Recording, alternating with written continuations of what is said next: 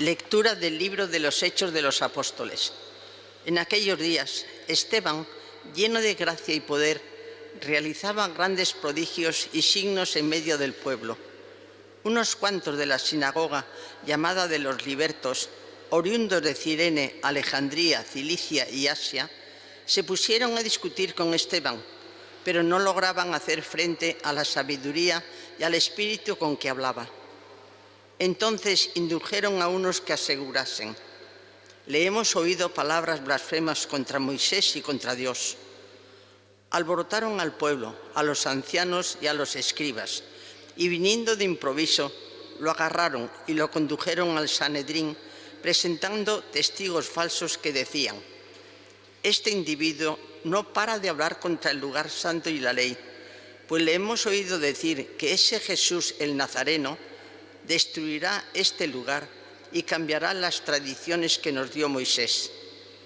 Todos los que estaban sentados en el Sanedrín fijaron su mirada en él y su rostro les pareció el de un ángel. Palabra de Dios. Te alabamos, Señor. Dichoso el que camina en la ley del Señor. Dichoso el que camina en la ley del Señor. Aunque los nobles se sienten a murmurar de mí, tu siervo medita tus decretos. Tus preceptos son mi delicia. Tus enseñanzas son mis consejeros. Dichoso el que camina en la ley del Señor. Te expliqué mi camino y me escuchaste. Enséñame tus mandamientos. Instrúyeme en el camino de tus mandatos y meditaré tus maravillas. Dichoso el que camina en la ley del Señor. Apártame del camino falso y dame la gracia de tu ley. Escogí el camino verdadero, deseé tus mandamientos. Dichoso el que camina en la ley del Señor. Aleluya, aleluya, aleluya. No solo de pan vive el hombre, sino de toda palabra que sale de la boca de Dios. Aleluya, Aleluya.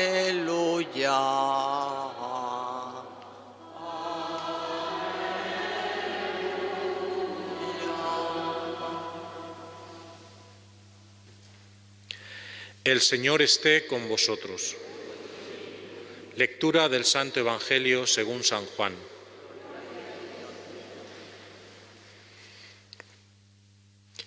Después de que Jesús hubo saciado a 5.000 hombres, sus discípulos lo vieron caminando sobre el mar.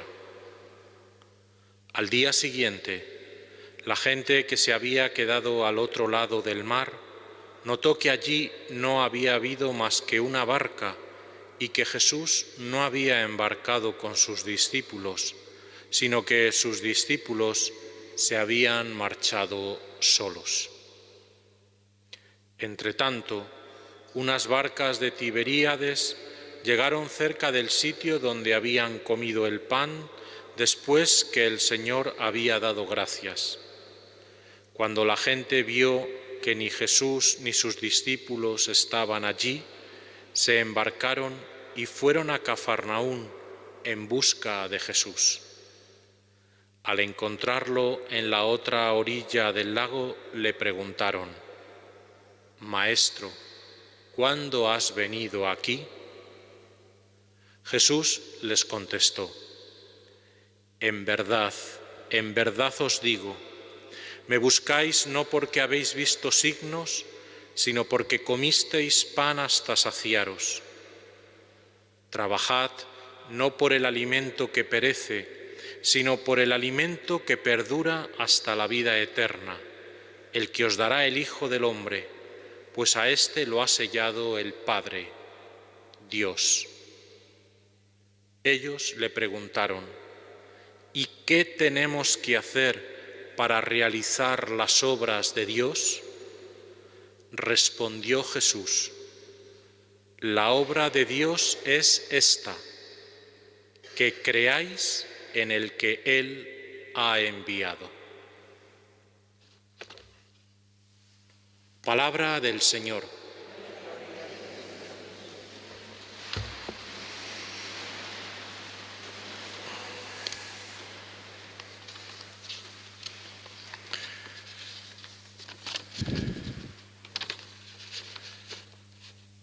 Ayer el Papa en el Ángelus volvió a referirse a la guerra y lo expresó de esa manera, diciendo: sufro y lloro por el sufrimiento de Ucrania. Quizás hoy en Ucrania también pueden resonar de una manera especial, pues aquellos versos que fueron compuestos en su día para tal día como hoy, 2 de mayo, en esta España, ¿verdad? En aquella España de 1808. Oigo, patria, tu aflicción y escucho el triste concierto que forman tocando a muerto la campana y el cañón. Sobre tu invicto pendón miro pendones, otros pendones flotantes, y oigo alzarse a otras regiones en estrofas funerarias, de la Iglesia las plegarias y del arte las canciones. Bueno, quizá pueden resonar hoy esos versos, ¿verdad?, ante el pueblo martirizado de Ucrania, con esa defensa tan fuerte que está haciendo, y nos unimos, por tanto, a la oración del Papa por la paz. Seguimos uniéndonos en esta oración por la paz. Vamos a tratar de ver en este pequeño evangelio que hemos leído hoy, a contextualizarlo y ver un poco lo que nos puede decir en nuestra vida hoy, precisamente también. Tengamos en cuenta que estamos en el capítulo 6 de San Juan. Jesús acaba de hacer la multiplicación de los panes. Durante estos días leeremos el discurso del pan de vida de este capítulo. Por lo tanto, estamos en un contexto de los grandes signos que Jesús ha realizado. Y en medio de este contexto, el Evangelio gira en torno a dos preguntas fundamentales. La primera es: Maestro, ¿cómo has venido aquí? ¿O cuándo has venido aquí? Esa es la pregunta que le hacen a Jesús. Estabas allí, ahora estás aquí, ¿cuándo has venido aquí? Y Jesús no le responde. En realidad no le responde, sino que amargamente, con una cierta amargura, una cierta ironía, les viene a decir: no me buscáis por los signos que he hecho, sino porque comisteis hasta saciaros. Bueno, ahí Jesús, digamos, ¿cuáles son las verdaderas motivaciones por las cuales me buscáis? Esta es la pregunta que hoy también nos podríamos hacer, o que nos podría hacer Jesús. ¿Por qué me buscáis? ¿Cuáles son las razones?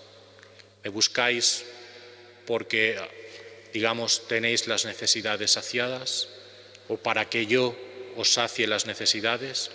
¿O me buscáis verdaderamente por los signos que hago, por la fe en Dios? Esta puede ser la reflexión que hoy nos podemos hacer, las motivaciones verdaderas. ¿Por qué? Porque muchas veces, si utilizamos a Dios de esta forma un poco mercantilista, si Dios solo sirve para que satisfaga mis intereses, mis necesidades, al final convertimos a Dios en una relación mercantilista, comercial, de uso y consumo, en el fondo muy apartada de lo que es la verdadera fe. Este es el gran peligro, la gran tentación de convertir a Dios en algo que es como alguien que trata o que quiero que me satisfaga determinados intereses, pero no me entrego verdaderamente a Él en alma y corazón, poniendo mi vida en sus manos. Sabemos que luego la vida tiene sus reveses, por lo tanto, si nos sale mal, ¿qué pasa? ¿No creemos ya en Dios? Bueno, tenemos que, a pesar de las dificultades de la vida, poner nuestra confianza en Él y con la fe tratar de vivirlas lo mejor posible. Esa es la clave fundamental. Y la segunda pregunta sobre la que gira el Evangelio, además, en este sentido, cuando Jesús le hace esta pregunta y les hace ese reproche, en el fondo Jesús vive una situación de incomprensión, ¿verdad? Jesús se siente incomprendido. No habéis entendido nada, podría haber dicho, ¿no? Multiplicado los panes, los peces, y no habéis entendido nada de lo que esto significa. No se trataba solo de saciar el alimento corporal, sino se trata justamente de alimentar la fe, de alimentarnos de la vida eterna, en definitiva. Digo que sufre esta incomprensión que en paralelo es la incomprensión que sufre también Esteban en la primera lectura que hemos leído, el protomártir, el primero que entregó, derramó la sangre por la fe en Cristo. Y a Esteban le pasó igual, no fue comprendido. Y porque no fue comprendido y como no podían rebatir la sabiduría que desplegaba explicando la palabra de Dios, entonces, agitaron a las masas, ¿verdad? Le difamaron y le entregaron luego posteriormente a la muerte, ¿no? Lo que celebramos el 26 de diciembre, ¿no? Después de celebrar al Rey de los Mártires, celebramos al protomártir. Por lo tanto, en esta clave de incomprensión, Esteban y Jesús, digamos, el proceso de Esteban es un paralelismo al mismo proceso que Jesús también vivió de incomprensión, que le llevó finalmente a la cruz. Y la segunda pregunta, que es la clave sobre la cual pivota el Evangelio, es la que le hacen al final. Después de que Jesús les dice: no busquéis por tanto el alimento perecedero, sino aquel que es alimento de vida eterna, le dicen entonces: ¿y qué tenemos que hacer para realizar las obras de Dios? ¿Qué tenemos que hacer para realizar las obras de Dios? Y un judío inmediatamente podría haber captado esto y diría: ritos, purificaciones, diezmos, limosnas, signos exteriores, todos ellos, ¿no? Gestos exteriores. Y sin embargo Jesús dice: no, la obra que Dios quiere, esta es la obra de Dios, que creáis en el que Él ha enviado, que aceptemos a Jesucristo como verdadero Mesías y Señor de nuestra vida. Eso es lo que Dios quiere, la verdadera obra. Luego, por supuesto, vendrá lo demás, porque nosotros creemos que la fe no es una fe desencarnada, sino que es una fe comprometida, es una fe que también se preocupa por los demás, y haremos muchas cosas sabiendo y habiendo aceptado al Señor en nuestra vida. Esta es la verdadera obra, creer en el que Él ha enviado.